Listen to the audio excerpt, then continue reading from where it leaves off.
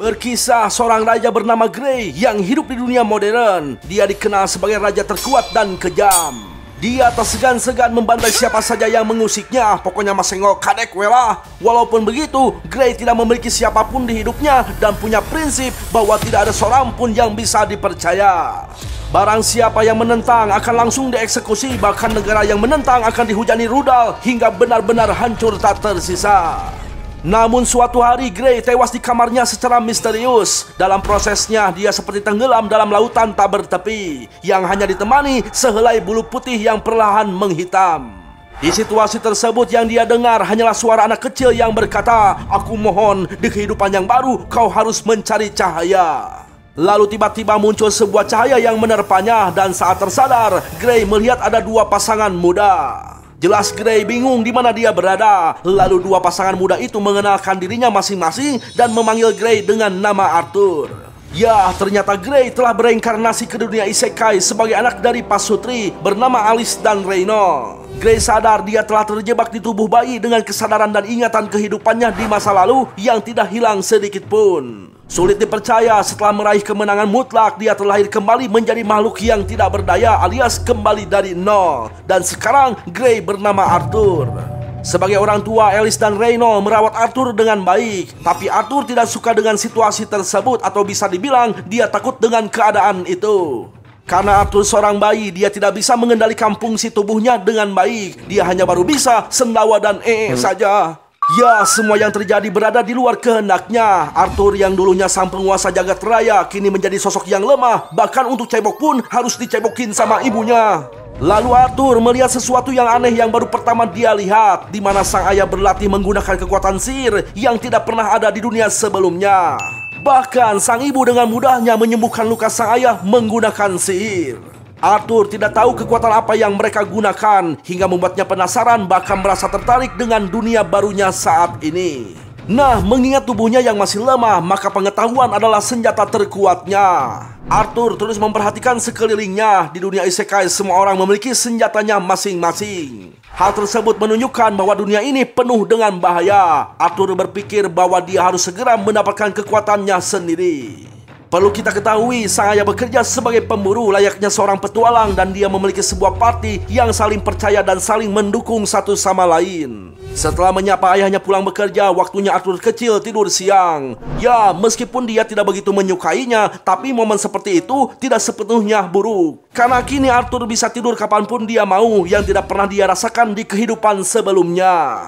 Setelah beberapa bulan berlalu, Arthur mulai bisa merangkak dan sudah mulai terbiasa dengan nama barunya. Si ayah dan si ibu sangat senang melihat pertumbuhan Arthur kecil, apalagi saat dia menghadap cermin dan melihat bayangannya di cermin. Sungguh momen yang sangat menggemaskan bagi mereka. Nah, saatnya Arthur kecil tidur siang. Loh bang, masa tidur siang lagi bang? Gak asik bang. Emang begitu ceritanya? Sabar dulu, tenang. Ya, lanjut.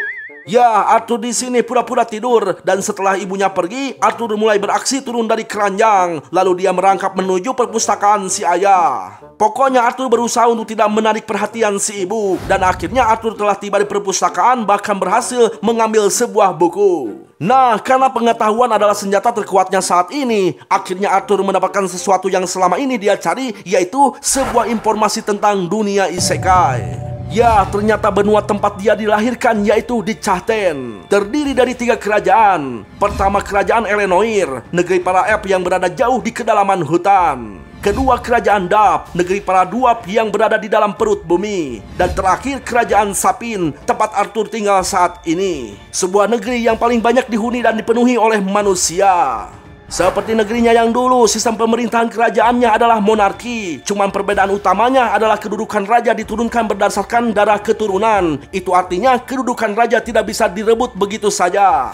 Lalu Arthur mengambil buku yang lain. Buku tersebut menjelaskan alasan teknologi mereka tertinggal dibandingkan dengan kehidupan sebelumnya. Sepertinya dunia ini masih dalam tahap perkembangan. Meski begitu, dunia ini memiliki sesuatu hal yang berbeda, yaitu terdapat sebuah sumber kekuatan yang disebut mana. Manusia memiliki kemampuan untuk mengendalikan mana, namun sebagian besar dipengaruhi oleh faktor keturunan dan hanya ada 1:100 orang yang mendapatkan kemampuan tersebut. Pada umumnya ada 2 cara menggunakan mana, yaitu conjuring dan augmenting. Conjurers mampu mengeluarkan mana dan mengendalikannya sesuka mereka, sedangkan Augmenter mampu menggunakan mana untuk memperkuat tubuh mereka hingga menghasilkan kekuatan pertahanan dan kecepatan yang luar biasa. Tapi sepertinya selalu ada pengecualian di setiap kekuatan. Kunci dalam mengendalikan mana adalah inti mana. Pada umumnya, setiap orang akan mendapatkan kekuatannya setelah masa akil balik, alias usia belasan tahun. Ya, menurut Arthur, inti mana tersebut mirip dengan energi Kree di kehidupan sebelumnya, yang bisa mengenali, mengendalikan, dan mengeluarkan kekuatan yang ada dalam diri sendiri, dan kuncinya itu pusat gravitasi.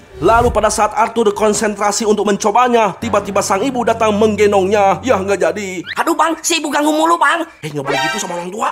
Ya, Arthur sempat kaget karena reaksi si ibu sepertinya menyadari sesuatu. Ternyata sang ibu mengetahui kalau Arthur lagi di celana. Aduh, bau dong. Mungkin karena tadi dia terlalu fokus jadi dia tidak menyadari ada yang keluar dari belakang gitu ya. Unchi deta? Sa, omutsu o kaemashou. Waktu pun terus berlalu, tak terasa kini Arthur sudah menginjak umur 2 tahun. Nampaklah sang ibu sedang menulis catatan hari-hari menyenangkan bersama Arthur. Si ibu terus memuji Arthur di buku hariannya. Menurut sang ibu, Arthur adalah anak yang paling lucu sedunia, memiliki rasa penasarannya yang besar, dan anaknya sangat baik. Tapi ayah dan ibunya belum pernah melihat Arthur tersenyum. Tampaklah di balik jendela rumah, sang ayah sedang mengajari Arthur menggunakan pedang. Sontak saja si ibu kaget, lalu keluar dan memarahi si ayah. Itu karena si ibu tidak terima jika Arthur, si anak paling lucu sedunia yang baru saja bisa berjalan, sudah diajari menggunakan pedang. Ya mungkin si ibu takut nanti gedenya si Arthur itu jadi tukang tawuran gitu ya. Attoyuma ne. Asa. Alice. 世界一可愛いアーサーに何をし。この夫婦の力関係を理解した。 Waktu pun terus berlalu. Kini Arthur dan orang tuanya berada di sebuah pasar. Menurut sang ibu, Arthur selalu ceria jika dibawa ke pasar. Ya, mungkin pasar adalah tempat yang paling penting buat dia belajar mengenai dunia isekai. Arthur mengamati semua jenis senjata di sana. Itu karena jenis dan kualitas senjata bisa digunakan untuk menilai kemajuan teknologi sebuah negara. Dan di situ ada banyak material yang asing bagi Arthur. Dia juga di sana bisa melihat seorang penyihir secara langsung, dan hal itu merupakan hal yang paling menyenangkan buat dirinya. Di perjalanan pulang, Arthur kini menyadari bahwa dia dirawat sangat baik oleh kedua orang tuanya, walaupun terkekang tapi tidak mengecewakan. Ya, ternyata Arthur baru merasakan bagaimana rasanya disayang dan dirawat orang tua. Soalnya di kehidupan yang sebelumnya, dia dirawat di panti asuhan. Sementara sang ibu merasa bahagia melihat perkembangan Arthur yang nampak cerdas tidak seperti anak bocil pada umumnya. Mungkin semua itu karena darah keturunan ayahnya yang mengalir dalam diri Arthur. Dan sang ibu yakin kelak Arthur pasti ingin melihat berbagai hal di dunia ini seperti ayahnya. Tapi sebenarnya sang ibu hanya ingin Arthur memiliki hidup yang damai. Keesokan harinya Arthur yang sedang melihat ayahnya berlatih, dia merasa beruntung karena bisa melihat referensi hidup dari buku dan dari ayahnya. Setelah melihat sihirnya, Arthur tahu bahwa ayahnya seorang augmentor. Saat asik mengamati si ayah, tiba-tiba si ibu datang dan membawa Arthur untuk tidur siang. Aduh, tidur lagi. Tapi sekarang Arthur sudah bisa menolak dan meminta untuk membaca buku saja. Si ibu kekeh agar Arthur tidur siang, tapi Arthur terus merengek dan akhirnya Arthur yang menang. Alhasil si ibu mengizinkan Arthur membaca buku tapi cuman sebentar. Ya, dalam 2 tahun ini Arthur dapat banyak pengetahuan dan pengalaman. Dan pencapaian terbesarnya adalah mengeluarkan mana core. Dengan mengumpulkan mana yang terlelap dalam tubuh, Arthur memfokuskan semuanya dalam satu titik dan...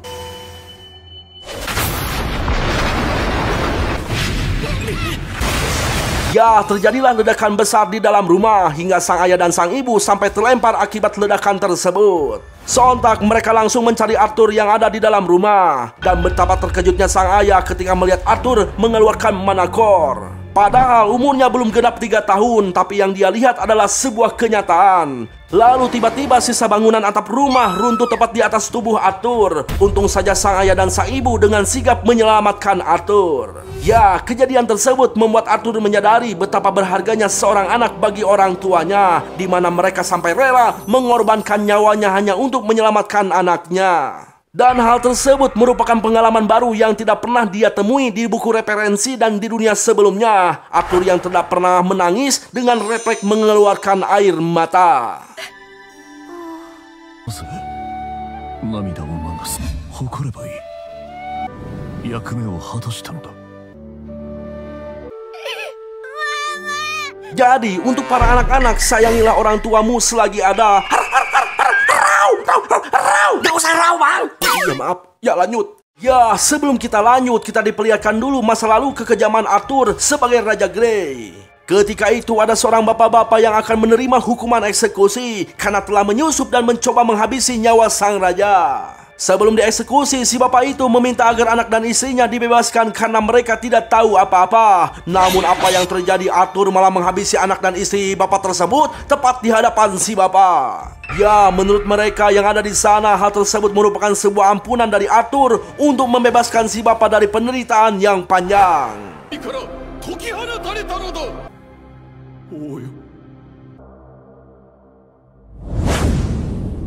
Kembali ke kehidupan Arthur yang sekarang. Tampaklah Arthur diberi hadiah berupa senjata yang mirip seperti punya si ayah. Tapi Arthur menolaknya karena dia lebih memilih pedang. Alasannya walaupun memiliki senjata seperti punya si ayah, dia akan terbunuh sebelum bisa mendekati musuhnya. Ya, intinya Arthur bukanlah Natalia, melainkan sosok Alucard yang suka menggunakan pedang panjang. Setelah itu latihan pun dimulai. Arthur sang ayah mulai adu mekanik. Sungguh tak disangka serangan Arthur berhasil mematahkan pedang kayu milik si ayah. Naruhodo.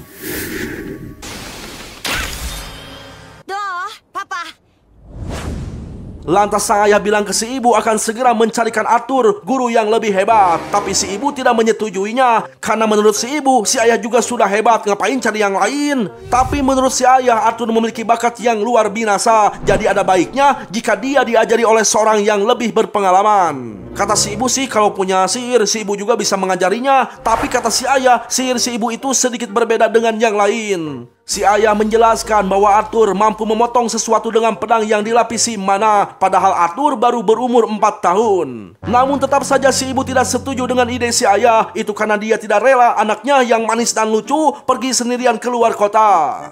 Tapi si ayah kekeh bahwa Arthur harus melakukannya demi masa depan dia sendiri. Pada berantemlah mereka berdua. Akhirnya Arthur jadi penengah, bahkan memberi solusi bagaimana jika mereka pergi bersama-sama. Akhirnya mereka pun sepakat untuk pergi bersama dan langsung segera bersiap-siap. Nah, setelah siap, Arthur dan orang tuanya akan diantar oleh sebuah party yang bernama Twin Horse yang beranggota 5 orang. Si ibu dan si ayah juga pernah jadi anggota di party tersebut. Sebelum berangkat, Arthur berkenalan dengan semua anggota di sana. Ada Adam, Darden, Helen, Jasmine, dan yang terakhir Angela. Nah, saat berkenalan dengan Angela, Arthur mengalami gangguan pernapasan. Itu karena Luapin saja, Bang. Gak apa-apa, Bang. Aman, Bang. Halah, baca dulu. Ya, pokoknya masih Arthur sesak napas karena kejepit melon Angela. Mantap, Bang. Kami mendukungmu, Bang. Halah, baca tuh.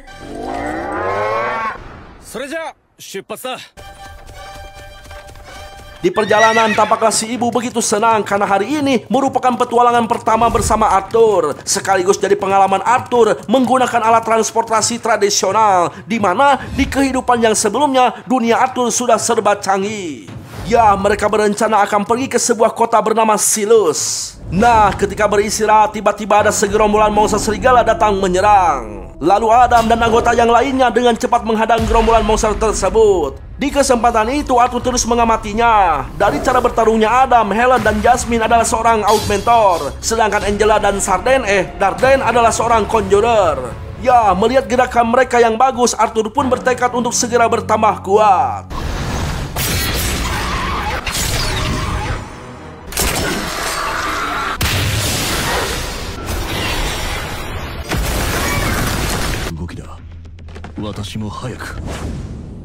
Malam pun tiba, tampaklah mereka sedang makan malam dengan menu daging serigala yang tadi. Arthur yang belum terbiasa memakan makanan konvensional agak sedikit ngahuleng. Tapi daripada nggak makan, akhirnya dia menyantapnya. Tak sadar tangan si ayah telah terluka. Lalu si ibu menyembuhkannya dengan emitter. Perlu kita ketahui, di dunia ini kemampuan sang ibu merupakan salah satu kekuatan paling spesial. Selain itu, tipe emitter juga sangatlah langka dan tidak boleh sembarangan digunakan di depan umum. Makanya para anggota yang lain berjaga untuk keamanan. Itu juga yang menjadi alasan kenapa si ayah dan si ibu rumahnya jauh dari keramaian, agar orang lain tidak mengetahui kekuatan tersebut.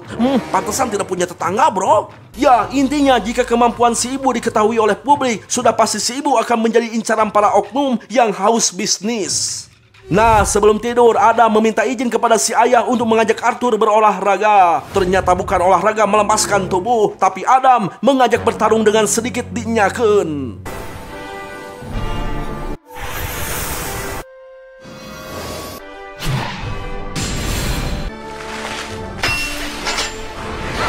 Ya, Adam sempat kaget dengan kemampuan Arthur. Akan tetapi sehebat apapun serangan Arthur, dengan tubuhnya yang masih sangat ringan, akhirnya dia terpental jauh. Untungnya ada Teteh Angela yang gemoy segera menyelamatkannya dengan sihir angin. Nah, karena Adam tidak bisa menahan diri saat bertarung dengan Arthur, semua anggota pun langsung memarahinya. Tapi Adam beralasan bahwa Arthur itu adalah monster kecil yang tak terkalahkan. Tiba-tiba Arthur terkaget ketika Jasmine datang menghampirinya dengan senyap. Dan yang bikin lebih kaget lagi, Jasmine menanyakan bagaimana cara Arthur melakukan serangan tadi. Bahkan Jasmine meminta untuk diajari. Ya, bagi Arthur yang memiliki pengalaman banyak di kehidupan sebelumnya, tatapan Jasmine itu merupakan sosok ambisius yang tak pernah menyerah untuk mendapatkan hasil. Ya, lanjut. Di perjalanan yang panjang, Arthur diajari beberapa hal dari mulai latihan fisik sampai cara bertarung oleh para anggota party dan orang tuanya. Mempelajari beberapa hal dan meneruskan pengetahuan dari kehidupan sebelumnya, baginya itu menjadi sebuah pengalaman. Selain itu juga Arthur menjadi guru buat Jasmine, di mana Arthur mengajarkan Jasmine kemampuan berlari cepat bagaikan Naruto.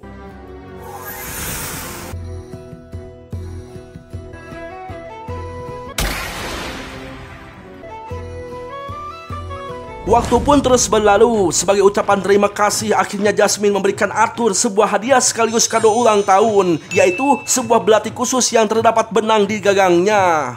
Nah, pada saat akan melanjutkan perjalanan, tiba-tiba si ibu nampak seperti sedang menahan mual. Namun si ibu bilang baik-baik saja dan melanjutkan perjalanan. Sepertinya si ibu lagi hamil lagi deh. Halah, sok tahu lo bang, kita kan nggak tahu kapan buatnya bang. Masa harus diberitahu? Ya, perjalanan pun dilanjutkan. Awalnya perjalanan mereka aman-aman saja. Namun ketika melewati sebuah tebing, perjalanan terhenti karena mereka dihadang oleh segerombolan bandit. Si ketua bandit memerintahkan anak buahnya untuk segera membunuh mereka selain perempuan dan bocil. Para bandit itu pun menyerang dengan semua kekuatan pasukan yang mereka punya. Para anggota party pun mencoba untuk bertahan dengan sekuat tenaga. Ya, secara individu ilmu bela diri anggota party memanglah lebih unggul. Tapi karena saking banyaknya bandit, mereka pun kewalahan. Lebih jelasnya, kelompok Arthur telah kalah jumlah.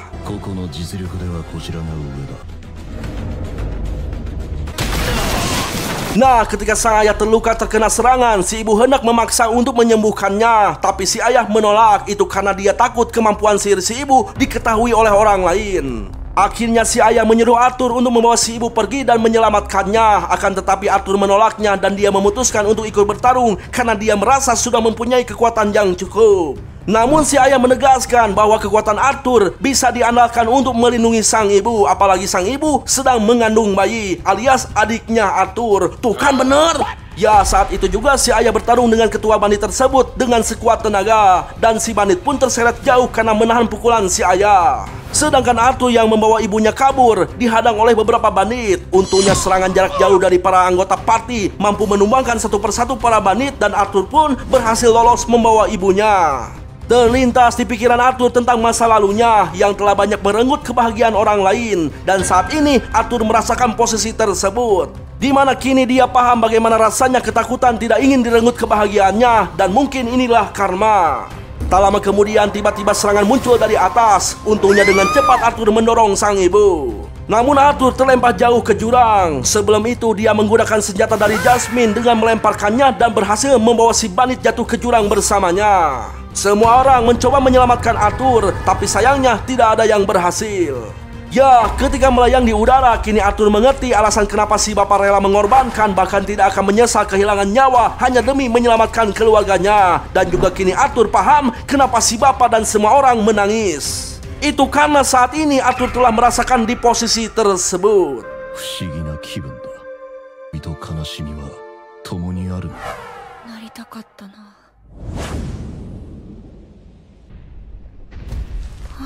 Ohayo, Alpha. Ya segitu dulu bro ceritanya. Gimana seru animenya? Ini jelas seru lah, masa enggak sih? Oh iya bro, di akhir video kita diperlihatkan bahwa si Arthur berhasil selamat mendarat di dalam jurang. Situasi di sana itu sangat gelap dan dipenuhi kabut. Lalu tak lama kemudian muncul sosok naga hitam menghampiri si Arthur. Wah, pokoknya mah di episode selanjutnya pasti seru, bro. Ya, jadi wesi. Yang artinya halo pemirsa yang budiman dan baik hati, jangan lupa like dan subscribe-nya ya supaya Bang Ultranya makin semangat untuk membuat konten-konten terbarunya. Pokoknya mas setiap konten yang ditonton ambil baiknya, buang buruknya. Terima kasih telah menonton. Sayonara, goodbye. Ingat jangan lupa bahagia ya pemirsa. Nonton sampai akhir, jangan lupa subscribe, like sebanyak-banyaknya. Apapun yang kalian tonton, ambil baiknya, buang buruknya. Terima kasih telah menonton. Sayonara, goodbye. Ingat jangan lupa bahagia kawan. Terima kasih juga buat kalian sudah mendukung channel Bang Ultra.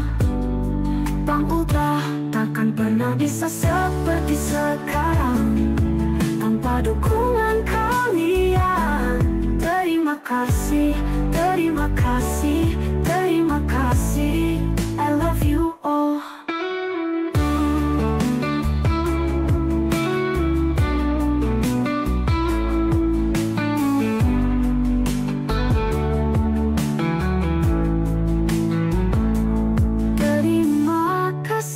Telah menonton. Sayonara, goodbye.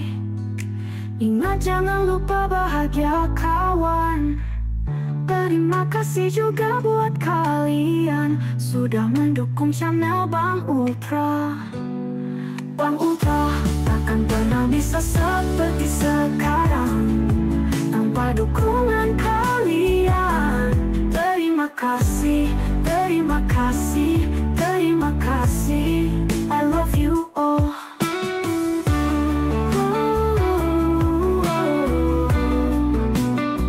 I love you all.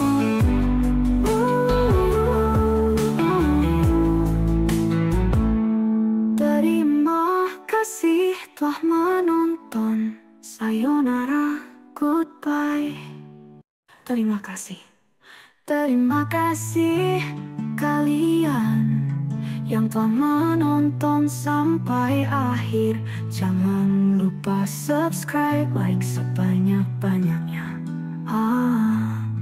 Apapun yang kalian tonton, ambil baiknya, buang buruknya.